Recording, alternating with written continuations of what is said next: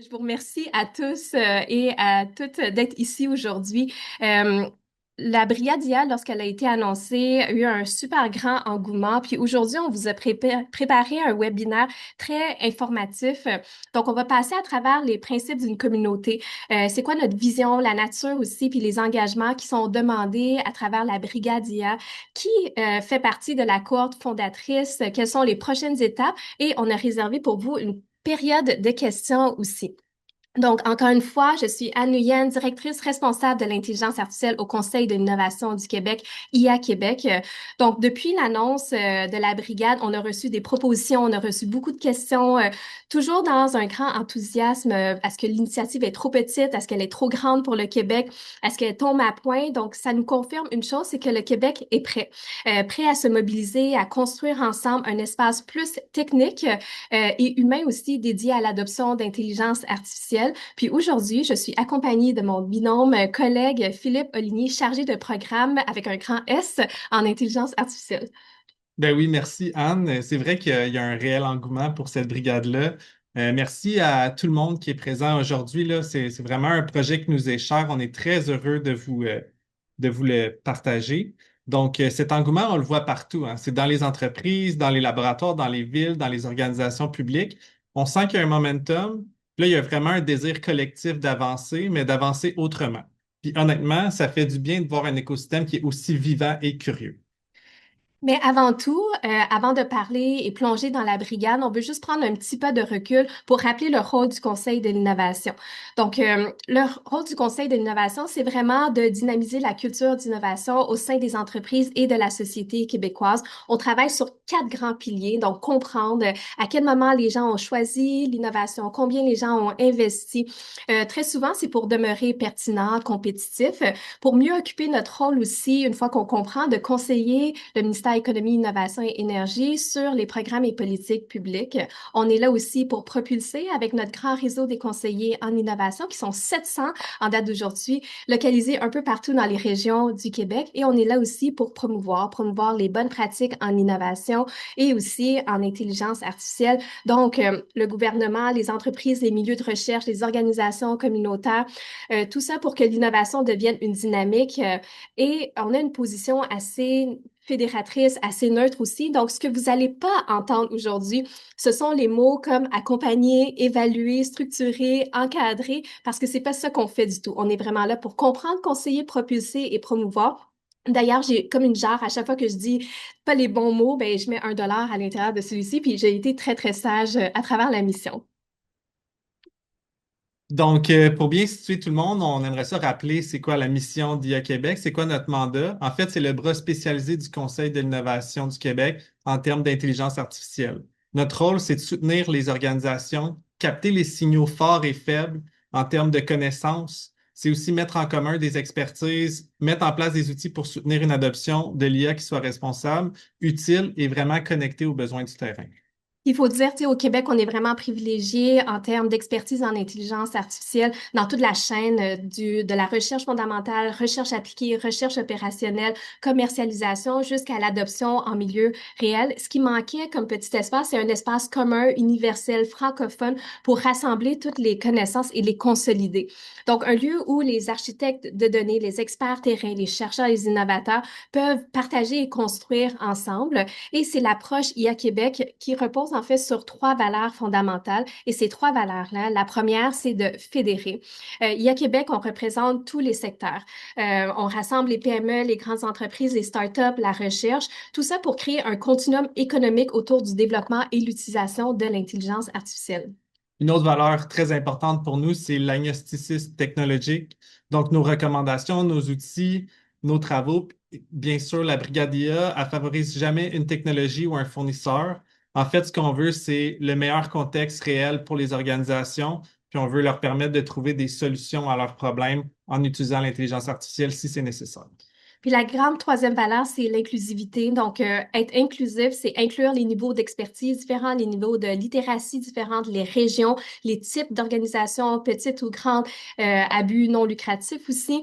Puis, inclure ceux qui arrivent, ceux qui explorent, puis ceux qui expérimentent. C'est comme ça qu'on va élever le niveau de littératie en intelligence artificielle, mais aussi de façon collective. Puis c'est ça l'approche IA Québec. Puis j'espère que vous le ressentez. C'est le volet fédératrice, agnostique et inclusive à travers nos autres initiatives comme le balado, la vitrine IA, nos choix de présence publique aussi.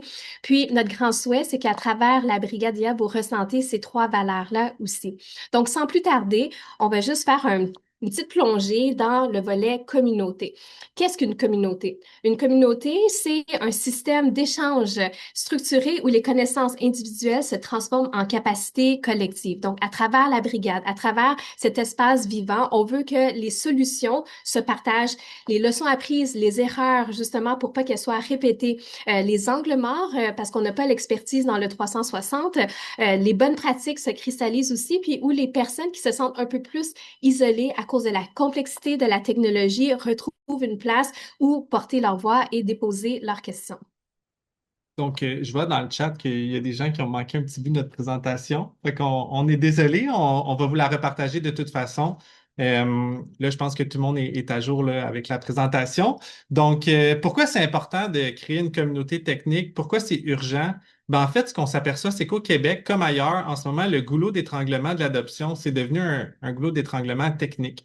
Donc, c'est plus un problème de vision, c'est plus un problème d'ambition, c'est pas non plus un problème de volonté. Ce qu'on s'aperçoit, c'est que peu importe la promotion qu'on veut faire, il y a quand même un blocage. Puis ce blocage-là, c'est les questions techniques que tout le monde se pose à tous les niveaux d'organisation. Fait que si je prends par exemple les questions que les dirigeants se demandent, c'est à quoi ça ressemble une politique d'utilisation de l'IA qui tient la route puis en laquelle je peux avoir confiance? C'est quoi concrètement la souveraineté numérique pour mon organisation? Des questions comme comment je choisis les bons outils puis que j'évite les mauvaises surprises. D'un autre côté, on a tous les experts techniques qui se posent des questions tout aussi pertinentes, comme comment j'arrive à stabiliser un pipeline RAG dans un environnement où les données internes changent chaque semaine sans créer d'hallucinations ou perdre la fraîcheur de l'information, ou encore comment je dimensionne ma capacité de calcul pour entraîner, optimiser ou simplement faire tourner mes modèles sans saturer mes serveurs et sans doubler mon budget. Ces questions ne sont pas théoriques, sont quotidiennes, sont opérationnelles, puis sont urgentes. Donc, surtout, c'est qu'on ne pourra pas les régler chacun en silo. C'est exactement ce qu'on souhaite mettre en place avec cette communauté technique-là. Offrir un espace commun où ces questions-là trouvent des réponses hors des murs, entre pairs, entre praticiens, entre organisations. Parce qu'à un moment, l'IA évolue trop vite pour que chaque organisation résolve tout seul ces défis techniques-là, parce qu'ensemble, la capacité collective devient plus forte que la complexité. On y voit des très grands bénéfices pour l'écosystème québécois en intelligence artificielle, mais l'écosystème québécois en général dans son tissu économique. En mettant en place cette communauté, notre prémisse de départ, c'est de rehausser l'économie québécoise pour qu'elle soit beaucoup plus compétitive, tu sais, en aidant les PME, les organisations publiques, les villes à passer à l'action. On réduit le fossé entre la technologie et son utilisation. On soutient aussi l'innovation, on améliore la productivité, on rend nos organisations beaucoup plus résilientes dans un contexte mondial où la compétitivité et l'IA, c'est un avantage stratégique. On mise aussi sur la démocratisation de l'IA francophone. Donc, la brigade IA crée un espace commun en français pour comprendre, apprendre et maîtriser l'intelligence artificielle. Puis, c'est essentiel que ce soit accessible dans l'ensemble du Québec, pas seulement dans les milieux hyper spécialisés. Et finalement, on vient, à travers cette initiative de communauté, faire une réduction des inégalités numériques entre les organisations et les régions. Tu sais, les organisations qui ont ni architecte de données ni spécialistes peuvent enfin poser leurs questions, se comparer, accéder à des ressources. Donc, la brigade, pour nous, elle vient vraiment niveler les chances de Montréal à cette île, du secteur manufacturier juste aux organismes communautaires. Pour former cette communauté-là, bon, on s'est inspiré de communautés euh, qui sont connues un peu à travers le monde, donc beaucoup dans le logiciel libre, l'open source, des entreprises comme, pas des entreprises, des initiatives comme Linux, Python, Hugging Face. Tu sais, Linux, c'est un modèle mondial de collaboration technique avec une gouvernance neutre qui démontre comment une communauté d'expertes et d'experts peuvent créer et maintenir une infrastructure essentielle au bien commun. On a le langage Python, qui est une communauté inclusive centrée sur l'apprentissage, une documentation technique ouverte, la montée en compétences continue, montrant comment des pratiques partagées peuvent renforcer la capacité collective. Puis un peu plus près de nous, la communauté Hugging Face, donc un écosystème moderne d'intelligence artificielle ouvert et collaboratif où la transparence, les standards de contribution intersectorielle accélèrent l'innovation responsable pour tous. Je tiens à rassurer aussi les gens qui sont en ligne. L'enregistrement de cette annonce va être partagé après la présentation. Donc, pour la Brigade IA, si je résume dans une vision, dans une mission, c'est que la Brigade IA de IA Québec, c'est une communauté technique ouverte qui rassemble des praticiens, des expertes et des experts pour partager leurs connaissances, leurs pratiques, leurs solutions concrètes et inspirer de l'esprit des grandes communautés open source, donc des collaboratifs qui ont réussi à construire ensemble, bâtir l'un par-dessus l'autre, où on documente ce qu'on apprend, où chacun peut améliorer le travail de l'autre. Donc, la brigade d'IA rend l'adoption d'intelligence artificielle plus responsable, plus sécurisée, plus accessible et réaliste pour toutes les organisations québécoises.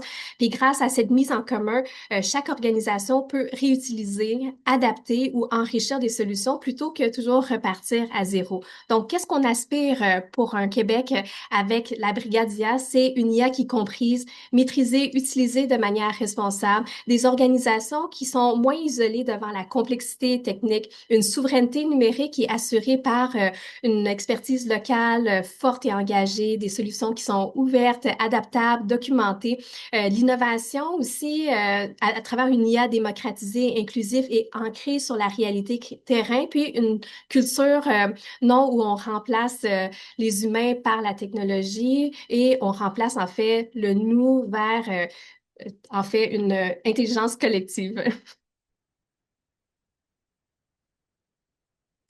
C'est sûr que de faire partie de cette brigade-là, ça vient avec des responsabilités puis un engagement. Donc, je pourrais résumer ça à peut-être deux éléments essentiels. Le premier, c'est que la brigade IA repose sur l'engagement réel de ses membres. Fait que chaque personne qui joint cette communauté-là accepte d'y jouer un rôle actif, pas juste d'y figurer. Puis ça, ben, ça signifie aussi partager son expertise généreusement dans tous les petits détails qui comptent. Fait que contribuer à des travaux collectifs, porter les principes d'une IA responsable dans ce milieu, apprendre à continuer avec humilité puis au rythme assez rapide de l'évolution de l'intelligence artificielle. Puis vous savez, depuis le début, on dirait qu'on parle de communauté, on parle de gens qui donnent, qui collaborent, mais qu'est-ce que ça vaut aussi en retour pour les gens qui s'impliquent dans la brigade, c'est avoir accès à une plateforme pour amplifier votre impact. T'sais, au lieu de travailler de façon locale, vous avez en fait un impact sur l'ensemble du Québec à travers votre expertise. Vous avez accès à un réseau privilégié, des pairs de haut niveau issus de tous les secteurs, une reconnaissance collective. Vous devenez les premiers artisans d'un mouvement structurant pour le Québec. Et aussi, on offre des opportunités de développement continu à travers des différentes compétences, mais aussi accès à des plateformes qui vous seront offertes. Au niveau du déploiement de cette brigade-là, mais c'est sûr qu'ils vont être accompagnés d'objectifs stratégiques qui sont importants pour nous. Rebonjour tout le monde. On est désolé, on a eu un petit souci technique, mais à travers ce souci technique, je voudrais juste vous partager quelque chose. C'est qu'en ce moment, on se trouve à Accès. Puis, dès que les gens qui étaient en train de nous écouter ont vu qu'on avait un petit problématique technique, il y a tellement de gens qui sont venus nous voir pour leur donner notre soutien. Donc, ça, c'est un volet de la communauté d'innovation. Puis, l'équipe au Conseil d'innovation, je suis extrêmement reconnaissante. Je sais que c'est pas l'idéal, mais en même temps, ça fait ressortir le beau de notre communauté.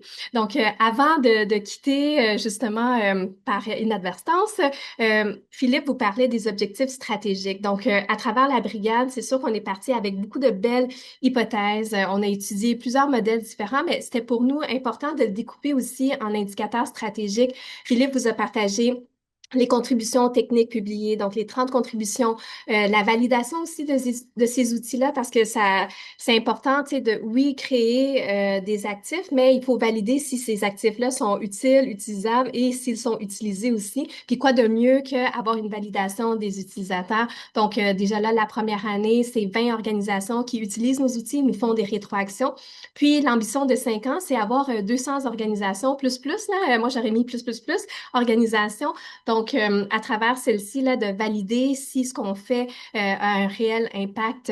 Puis, finalement, le volet engagement communautaire, tu sais, on demande beaucoup de réciprocité, donc de partager. Donc, en cette première année, c'est 2 cohortes actives et à la fin, tu sais, l'ambition qu'on a pour les 5 prochaines années, c'est au moins avoir 1 000 membres actifs à travers la communauté.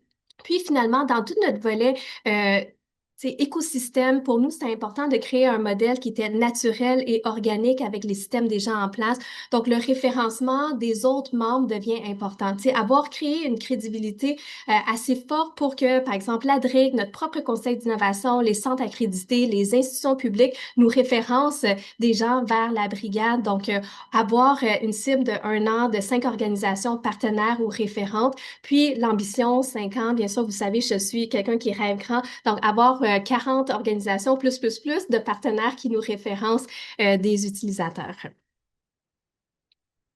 Euh, pour démarrer cette cohorte, la première cohorte fondatrice de la Brigade IA, on a décidé de choisir une solution qu'on utilise déjà, qui est la plateforme Notion. C'est un choix super simple, là. C'est que ça va nous permettre d'être très flexible, capacité d'offrir une transparence maximale, puis ça va surtout nous permettre de s'activer très rapidement. Puis un des premiers livrables qu'on s'attend avec la Brigade, ben, c'est d'avoir déjà une foire aux questions live qu'on va venir mettre à jour régulièrement, ouverte, mise à jour en continu pour que la grande communauté de l'IA au Québec puisse trouver les réponses aux questions posées par les autres.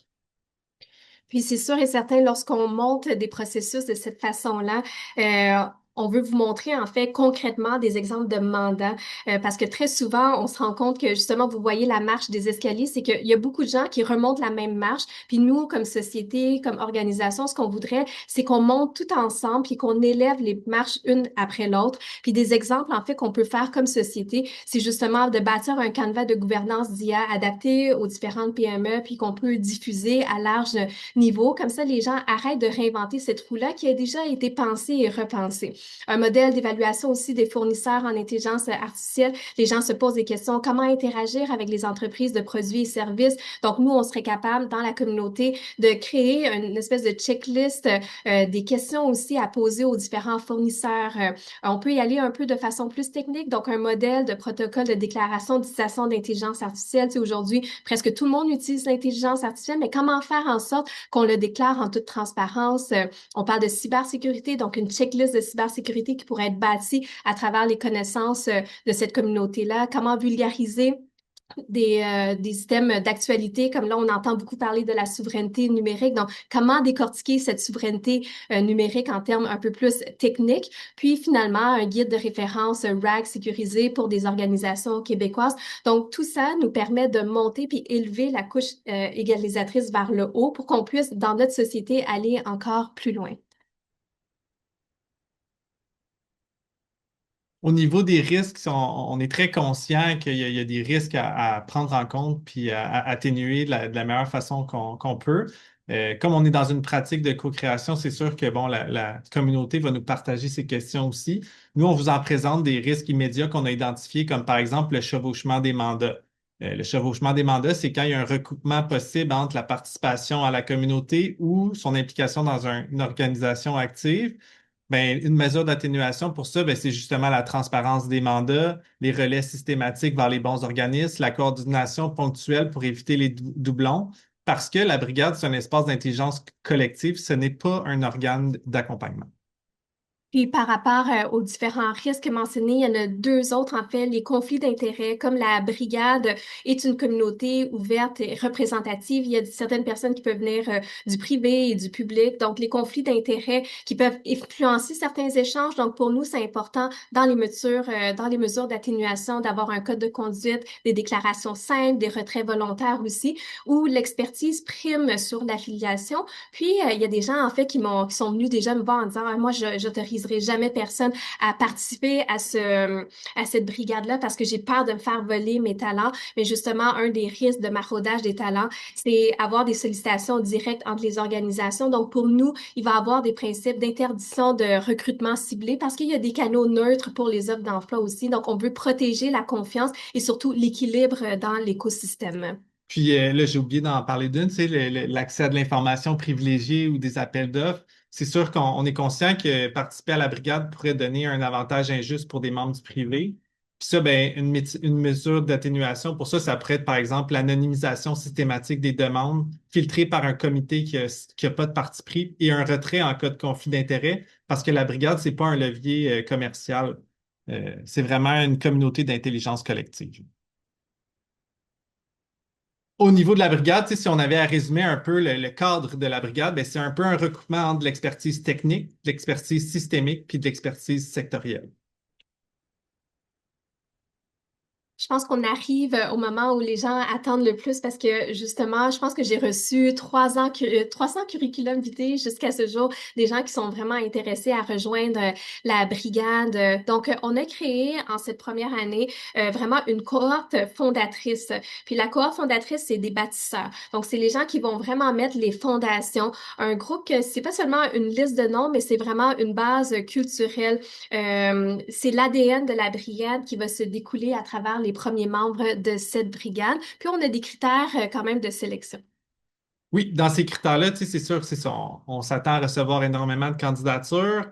On veut choisir chaque personne avec soin, pour, pas pour sélectionner les plus visibles, mais vraiment sélectionner les gens qui sont les plus structurants pour cette brigade-là.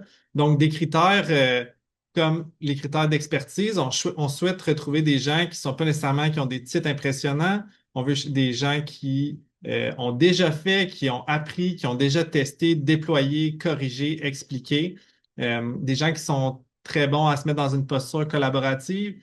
Le fondement de la brigade, c'est vraiment une communauté. Donc, oui, le talent, c'est important, mais la capacité puis à travailler avec les autres pairs, la générosité, c'est vraiment des choses qu'on recherche.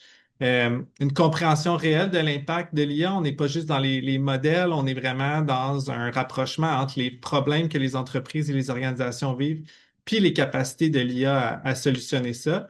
Les membres de la cohorte comprennent que les défis sont à la fois organisationnels, humains, techniques, éthiques, en gouvernance, opérationnels, puis au final, très terrain.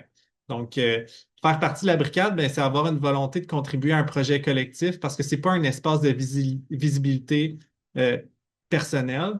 Puis, il faut aussi prendre en compte que ça prend un minimum de disponibilité. Ça va prendre une contribution avec un peu de temps, un peu de cœur, un peu de focus, puis les membres qui participent acceptent cet engagement-là. On a déjà commencé à faire une présélection qu'on appelle la cellule fondatrice. On est vraiment très, très choyé d'avoir parmi les premières personnes qui s'engagent dans la cohorte fondatrice, Olivier Blais, qui est cofondateur, vice-président de l'intelligence artificielle chez MoveAI. Oui, c'est un visionnaire d'IA appliqué. Il conseille déjà des centaines d'organisations à travers les normes internationales aussi d'IA responsable. Il est nommé aussi sur le fameux task force de Evan Solomon. Il défend une IA qui renforce nos capacités d'agir en tant qu'humains. Puis, on a la chance aussi d'avoir sur l'appel Régent Roy. Régent Roy, est-ce que tu pourrais te présenter, s'il te plaît? Je ne sais pas comment faire.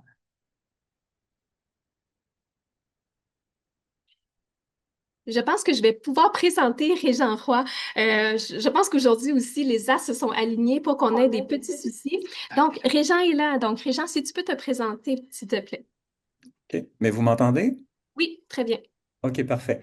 Donc, je suis Régent Roy, je suis le directeur de la formation de la mobilisation des connaissances chez Ivado. Ivado, c'est un consortium de recherche en IA, de formation en IA, puis de mobilisation des connaissances en IA, qui est piloté par l'Université de Montréal et puis qui jouit du soutien du gouvernement du Québec puis du gouvernement fédéral.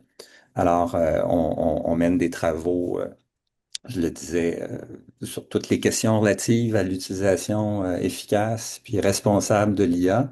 On le fait en partenariat étroit avec l'ensemble des acteurs de l'écosystème, notamment avec le Conseil de l'innovation du Québec. Alors, on était bien heureux de nous engager dans cette initiative, dans ce projet qui, selon nous, ben, permettra à nos organisations de jouir d'un soutien dont elles ont bien besoin en matière d'adoption de l'IA. Parfait. Merci beaucoup, Régent. Merci de ton implication puis ta collaboration toujours constante. On a aussi qui se joint à la cellule, la cohorte fondatrice, Marie Gallagher, qui est responsable des solutions d'affaires IA chez Explorer. Donc, elle est spécialiste dans l'activation de l'IA pour les PME. Elle transforme les défis d'affaires en solutions très concrètes. Elle est aussi ex-responsable du programme Activation IA au Milan. Puis, elle partage son expertise comme chargée de cours à l'Université de Montréal. Et c'est comme ça, en fait, que j'ai pu prendre connaissance, en fait, des grandes qualités de Marie Gallagher. Et la prochaine personne, elle est présente avec nous, Nicolas Poirier, si tu peux te présenter. Ça fait vraiment plaisir d'être ici aujourd'hui puis de me joindre à la brigade. Je suis vice-président de la délégation canadienne pour les comités de standardisation internationaux de l'intelligence artificielle et de la convergence biodigitale et je préside aussi celui pour la gouvernance des organisations. En fait, le Canada participe à développer des normes internationales dans une multitude de domaines et en intelligence artificielle, nous sommes très, très actifs. Donc, en collaboration avec nos équipes d'experts, je participe à développer les normes, autant en termes fondamentaux qu'en matière de confiance et de données. Donc, ça me fait vraiment plaisir de me joindre à la brigade. Merci beaucoup, Nicolas. Moi, quand j'ai rencontré Nicolas, on était sur un comité, puis la première chose que j'ai dit à Nicolas, c'est, mon Dieu, t'es donc bien brillant. Donc, je suis vraiment très enchantée de pouvoir avoir accès à ton expertise, puis l'ensemble de la société québécoise aussi. La prochaine personne, Marie-Pierre Abbas-Gérard, qui est parmi nous. Donc, Marie-Pierre, je te passe la parole. Je pense. Oui, je, je trouve l'initiative assez fantastique. Vous m'entendez tous? Oui. Ok. Écoutez, moi j'ai effectivement pris la responsabilité d'être le leader de la faculté transformation des affaires intelligence artificielle et en particulier du campus AI pour AFIU Family Agenda. Donc je suis passée, je vais le dire pour ceux qui me connaissent, du côté de la formation après pas mal d'expériences avec des équipes formidables sur la fabrication et la livraison de solutions basées sur de l'IA. Très axée également sur l'IA de confiance. Donc, je suis une fervente, je suis passionnée par la collaboration au sein de l'écosystème, en particulier québécois. Voilà, je suis très alignée dans cette présence aujourd'hui avec vous et puis dans cette brigade par rapport à tous mes engagements et toute ma vision finalement de ce que doit être l'IA pour les entreprises québécoises. Merci.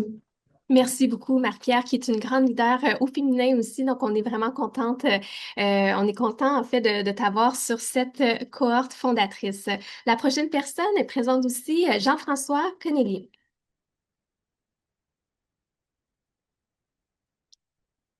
Études, expérience de travail. Donc, ça fait plus de 20 ans que je suis dans le domaine. Là, donc, je fais partie de ceux dont le cours de réseau de neurones est un cours de génie électrique. Puis, ça me fait plaisir de rejoindre la brigade IA, là, donc, et de contribuer là, de par mon expérience et tout le vécu que j'ai là, à travers start-up, PME, grande entreprise, également institut universitaire. Donc, je vois beaucoup de personnes dans la pièce là, qui me connaissent via Ivado.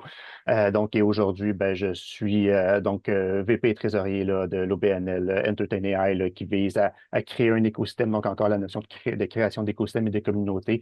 Donc, créer un écosystème qui mélange les communautés de divertissement et intelligence artificielle. Merci beaucoup, Jean-François. Jean-François, que c'est la seule personne qui m'a introduite en disant que lui et moi, on vient d'une IA plate. Donc, si vous êtes intéressé à parler d'IA plate, on est les bonnes personnes à qui s'adresser.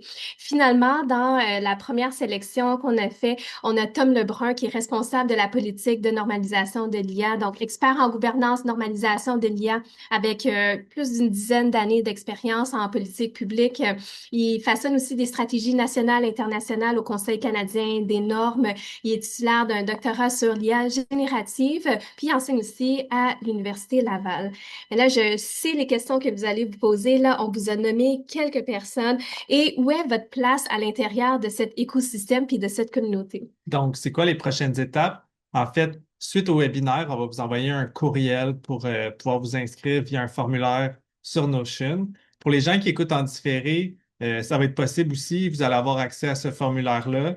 On se fixe la date du 12 décembre, qui est dans 2 semaines, vendredi dans 2 semaines, pour finaliser l'envoi des candidatures. Je sais que dans le webinaire, il y a des gens qui ne sont pas nécessairement des gens qui sont intéressés à déposer leur candidature, mais si vous connaissez des gens qui répondent à ces exigences-là ou ces critères-là qu'on s'est donnés, ben, je vous invite à leur partager le lien. Oui. Puis c'était vraiment voulu qu'on n'ait pas fait une sélection complète, puis qu'on n'ait même pas mis un seuil, en fait, final de la première cohorte fondatrice, parce que pour nous, on est certain de découvrir aussi des perles précieuses à travers différentes régions du Québec. Pour nous, la belle représentativité sectorielle de régions, niveau de littératie aussi est importante pour nous ramener dans le cœur même de notre mission, c'est de rendre l'intelligence artificielle, son adoption équitable, accessible à tous. Donc, je sais qu'il y avait des questions sur la représentativité, puis pour nous, elle est vraiment importante au Conseil de l'innovation. Absolument. Donc, au niveau des autres grandes étapes qui nous attendent, ben, au-delà de l'envoi des candidatures, c'est la création d'un espace collaboratif, la confirmation des préférences de contribution. Fait que les gens vont voir dans les formulaires, il y a des thématiques, des expertises. On va essayer d'aller chercher justement une belle diversité dans cette cohorte fondatrice-là. À partir de janvier, on s'attend à un lancement opérationnel avec une première rencontre structurée avec la cohorte, la formation de groupes de travail thématiques, la définition des premiers livrables rapides, ce qu'on appelle communément les quick wins. Puis à partir de février, ben, on aurait la production des premiers outils, soit des canevas partagés, des bonnes pratiques techniques et organisationnelles, des premiers modèles réutilisables pour des organisations, puis des recommandations initiales basées sur l'analyse terrain. Donc, dès maintenant, on commence à prendre les questions des PME, on commence à faire une agrégation pour s'assurer qu'on répond vraiment aux besoins immédiats de ces organisations-là. Anne, tantôt, parlait de la marche. On peut parler aussi d'une analogie de domino. Donc, on lance déjà le premier domino, puis pour se rendre le plus rapidement à la prochaine marche. À partir du printemps, on a les premières retombées publiques, donc publication de ressources ouvertes, partage de premières contributions pratiques, début du soutien direct aux organisations via la communauté. Ce qui veut dire, c'est qu'on va vraiment diffuser les guides qu'on va mettre en place. Parce qu'au-delà de les faire, ben, c'est sûr qu'il faut les faire rayonner aussi, puis il faut qu'ils atteignent les bonnes cibles. Puis intégration des contributions dans la vitrine IA. À partir de cet été, on vise une expansion, donc on ouvrirait à la communauté un peu plus élargie pour avoir encore plus de membres dans la brigade, découverte de nouvelles thématiques, nouveaux cycles de membership, consolidation des produits. Tu sais, vous comprendrez qu'on construit l'avion en volant. Donc, on veut s'assurer d'avoir le plus grand impact le plus rapidement possible. Puis à partir de là, ben, on est très honnête, c'est l'inconnu. Une fois qu'on va avoir accéléré tout le monde à la première marche, ben, on verra avec cette belle organisation-là comment on peut s'accélérer à la prochaine marche. Puis à partir de cet automne, ben là, une consolidation des reconnaissances. On pense qu'on pourrait déjà être en mesure d'évaluer les impacts de cette brigade-là, lancer la première cohorte certifiante, la présentation publique des résultats. Donc, la brigade, elle se met en mouvement maintenant. Donc, vous comprenez, si je résume, Philippe et moi, on s'est permis de faire un cycle complet. Là, je m'en veux de ne pas avoir mis des objectifs pour l'hiver. Peut-être admirer la neige puis les célébrations qu'on aura à faire à ce moment-là. Donc, les grandes actions prioritaires, c'est justement la sélection de cette première cohorte fondatrice et de créer rapidement un espace collaboratif super simple, vraiment vivant à travers la plateforme Notion. Donc, tout doit être facile. Comment partager les documents, poser des questions, proposer des outils. On veut pas que ce soit un processus lourd, justement, on veut que ce soit léger, puis identifier rapidement les premiers besoins des organisations qu'on entend déjà, mais on veut toujours être honnête, donc collecter en fait les différentes problématiques, les cas d'usage qui reviennent partout, tout le temps, quels blocages techniques sont les plus fréquents, quelles sont les zones de confusion puis de ralentissement au niveau des différents projets, où est-ce que les PME ont réellement besoin de soutien et en fait d'un petit accélérant. Puis finalement, produire des outils dès les premières semaines, c'était vraiment l'intention première, puis les rendre disponibles pour l'utilisation. Moi, je disais depuis hier qu'on a besoin de ces utilisations-là, mais ce qu'on va dire, c'est dès demain l'utilisation. Donc, pour la brigade, ben, la force, c'est vraiment sa communauté. Puis la communauté, elle ne se résume pas par la cohorte fondatrice.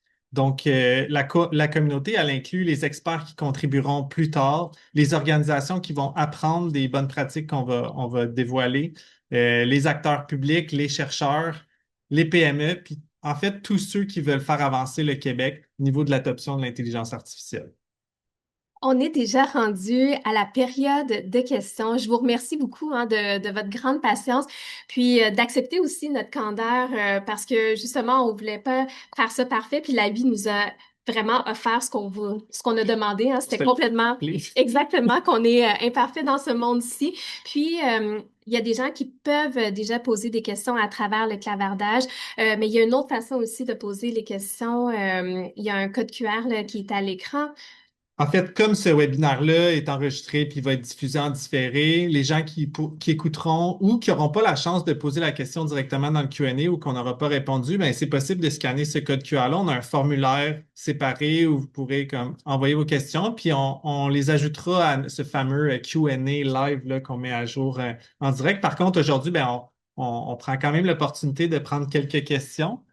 Euh, on va regarder un peu qu'est-ce qui a été posé. Fait que, Anne, on a quelques Q&A ici. On peut peut-être partir du premier. Oui, puis on a un modérateur aussi sur place là, si la personne en modération veut nous aider à identifier les questions. Puis on a une première bonne question, c'est qui sont des francophones hors Québec? On a la chance au Québec d'avoir un bon niveau, une bonne réputation aussi au niveau international. Puis de plus en plus, là, avec l'intelligence artificielle, on parle des langages universels. Puis le Québec s'est toujours positionné comme grand leader. Puis au niveau de l'UNESCO, la francophonie, on est vraiment là en mode partage, notamment à travers le rapport Prêt pour l'IA qui a été diffusé en très grand nombre dans plusieurs pays francophones. Donc, ce qu'on voudrait, c'est justement bâtir et permettre à les différents pays francophones de participer à cette initiative et du moins aller chercher les ressources qui sont créées au Québec. Moi, j'ajouterais à ça que dans les bonnes pratiques qui vont être dévoilées, c'est sûr qu'ils risquent d'être plus adaptés immédiatement aux PME québécoises parce que c'est eux qui vont probablement poser les questions. Mais c'est sûr que tout le contenu va être transparent. Tu sais, quand on parle de la transparence, c'est pas juste à l'intérieur de la brigade. C'est qu'on veut que ces contenus-là servent. Donc, ils ne seront pas limités au territoire québécois. Ils vont être accessibles à n'importe qui, même dans d'autres langues si les gens en sentent le besoin. Oui, puis c'est une IA sans frontières, c'est une IA responsable, elle est sans frontières aussi, parce qu'on veut justement que ce soit inclusif, divers, puis ça représente aussi l'impact qu'on veut dans la société. Une autre question, c'est la disponibilité minimale demandée en heures, en semaines, en mois. En fait, vous allez voir à travers le formulaire qu'il est possible, en fait, de dire, ben moi, je veux m'impliquer 2 heures par mois parce que c'est ma réalité, 3 heures, 8 heures, bref, les tranches sont très, très larges. Pour nous, c'est pas le nombre d'heures qu'on fait, mais c'est la qualité des interactions, puis qu'est-ce qu'on arrive à bâtir ensemble. J'ai une question intéressante ici dans le Oui. chat, là, on peut tricher. Il y a une question qui dit, est-ce qu'il faut absolument être expert pour faire partie de la brigade? C'est une super bonne question, ça fait poser souvent. Mhm. En fait, la réponse, c'est un peu oui. C'est un peu oui. On cherche des gens qui sont capables de faire le lien entre le problème d'affaires puis l'application en IA, mais qui a une connaissance profonde de cette problématique-là. Il y a une question aussi intéressante sur les indicateurs économiques. Tu sais, oui, au Conseil d'innovation du Québec, nous, on est là le porteur aussi du ministère Économie, Innovation et Énergie, mais à travers notre mission, on a aussi l'innovation sociale, puis l'intelligence artificielle responsable. Donc, oui, il y a la chaîne de valeur, le continuum économique, mais ça ne peut pas venir sans la chaîne de valeur sociétale. Donc, comment mobiliser les travailleurs, comment avoir un impact sur la santé, l'accessibilité. Respecter aussi le niveau de littératie. Tu sais, il y a quand même un fossé technologique. Donc, pour nous, c'est vraiment important d'indiquer ces différents indicateurs à travers ce qu'on va calculer comme impact. Donc, non seulement dans la chaîne de productivité, mais la chaîne de valeur de la société aussi. Ça, je pense qu'on l'avait répondu, mais est-ce qu'on a pensé à un critère de représentativité territoriale pour la brigade IA? Oui, En c'est fait, assez oui. ça. En fait, oui. Tu sais, on souhaite, tant au niveau des expertises que de la représentation territoriale, même, on ne souhaite pas avoir que des gens du secteur privé. On souhaite avoir une belle mixité entre le secteur public et le secteur privé pour que tout le monde ait sa voix, tant au niveau de la compréhension des besoins des organisations, puis qu'ils soient capables de traduire ça à la brigade pour justement que tous ensemble, on ait un impact maximal. Une question importante a été posée au niveau de la propriété intellectuelle. Nous, ce n'est pas une obligation de faire partie de la communauté puis de la brigade. Ceux qui font partie de la communauté, de la brigade, viennent avec des items qui sont partageables. Donc, s'ils sentent qu'il y a un danger de propriété intellectuelle, de secret industriel, nous, on va mettre les balises nécessaires. Puis c'est justement dans ces évaluations de risque-là qu'on a fait au niveau du partage des connaissances, accès à de l'information privilégiée. Nous, ce qu'on va faire, c'est on va réussir à protéger le plus possible nos membres, mais le plus possible aussi les gens qui posent les questions. Donc, le volet anonymisé va devenir super important pour protéger la propriété intellectuelle. Une question intéressante ici de Samuel. Donc, Samuel qui est présent, donc je prends la peine de saluer personnellement Samuel qui a toujours des bonnes questions. Donc, il est souvent mentionné d'aider les PME. Est-ce qu'il y a des industries ciblées ou au contraire exclues?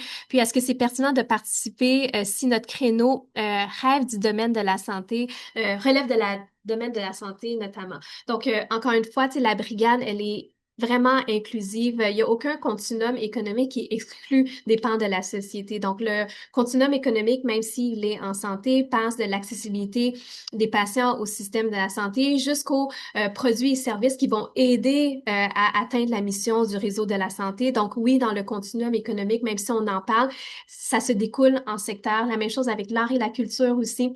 Donc, tous les gens vont pouvoir y participer dans leurs essences mères. Philippe avait décrit tout à l'heure les différentes expertises. Donc, il y a l'expertise très technique fondée sur l'intelligence artificielle. Il y a toutes ces expertises-là qui sont systémiques. Tu sais, comment comprendre les différents systèmes de gouvernance, les différents processus.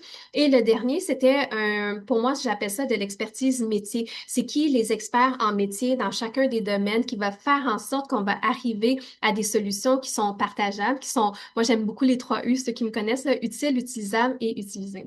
Puis, je pense que par rapport à la présentation qu'on a donnée, Samuel, c'est que tu nous parles de la deuxième marche, je pense. Fait que là, Oui, on a vraiment le ben oui. fondement qu'il faut faire. Puis la deuxième marche, je pense, c'est que là, on va pouvoir s'attaquer à des problématiques plus spécifiques. Oui.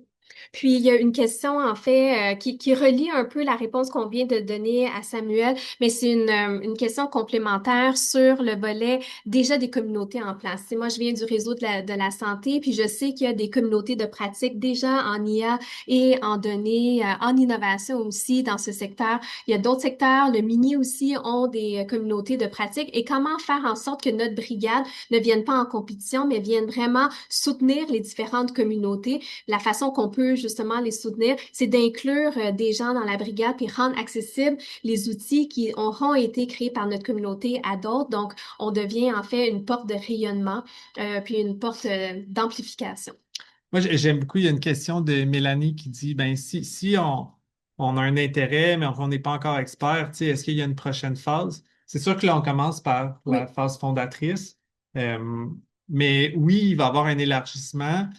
Cette communauté-là va être co-créée, donc c'est aussi aux membres fondateurs de définir un peu c'est quoi le rythme puis la croissance qu'il va y avoir au sein de cette cohorte-là pour répondre aux besoins de tous.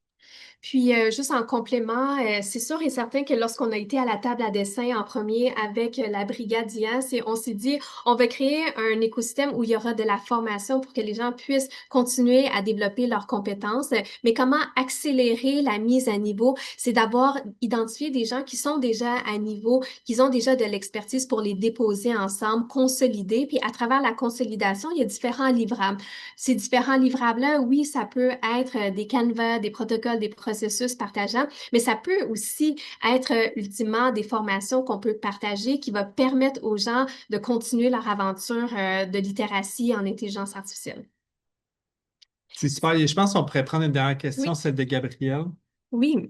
Vous avez des objectifs en matière de référencement provenant des acteurs de l'écosystème. Avez-vous des objectifs inverses, c'est-à-dire le référencement vers les organismes qui proposent des accompagnements terrain? Excellente question, Gabrielle. Puis on y a beaucoup pensé parce que justement, comme c'est réciproque, nous, ce qu'on veut, c'est dans cette transparence-là, de pouvoir relancer la balle aux bons acteurs. Puis pour relancer la balle aux bons acteurs, qui de mieux que le Conseil de l'innovation qui comprend bien l'écosystème en innovation, les 693 organismes qui aident à l'adoption de la culture d'innovation et aussi les 200 organismes qui aident à l'adoption d'intelligence artificielle pour relancer la balle au bon moment.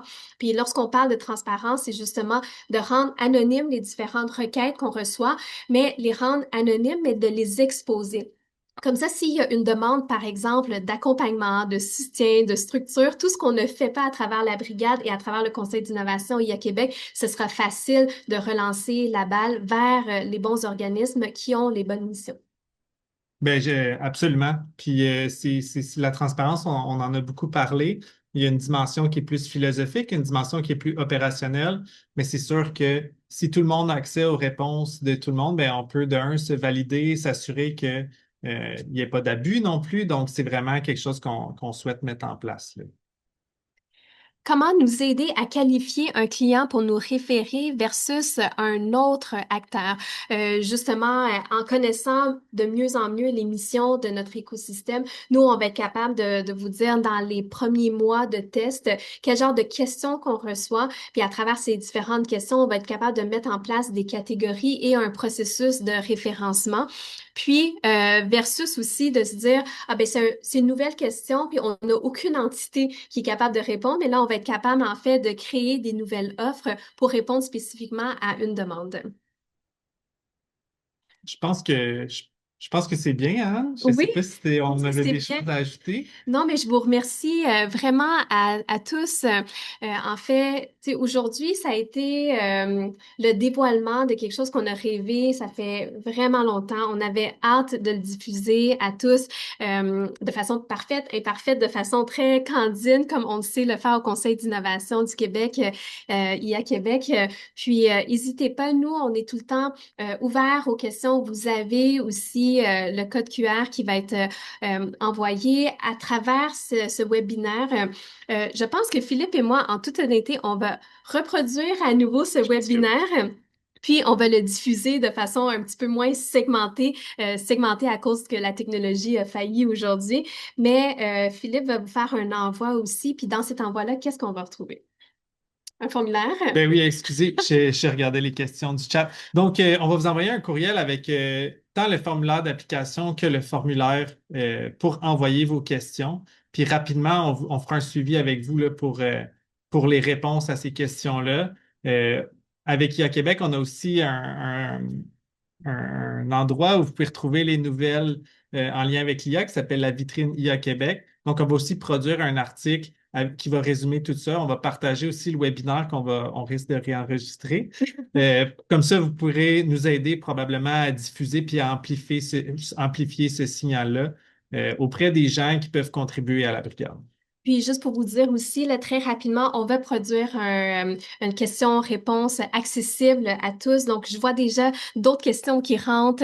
Quel genre de contribution? Est-ce qu'il y a un lien entre l'IA responsable et le développement durable? Je pense que c'est d'un super bon collègue de l'écosystème, Pedro, qui demande la question. Donc, on va capter toutes ces questions, puis on va vous trouver les réponses nécessaires et on va vous les rendre accessibles. Donc, encore une fois, je remercie la cohorte fondatrice, les gens qui étaient présents aujourd'hui, les gens qui ne pouvaient pas être là, mais surtout pour le grand engouement. Là, on a 300 personnes qui étaient connectées, qui étaient intéressées. Si vous saviez comment nos boîtes courriels sont en train d'exploser en ce moment, et je vous assure qu'on va vous donner suite et on va vous tenir mobilisés. Donc, encore une fois, merci à tous. À Merci bientôt. beaucoup. Merci.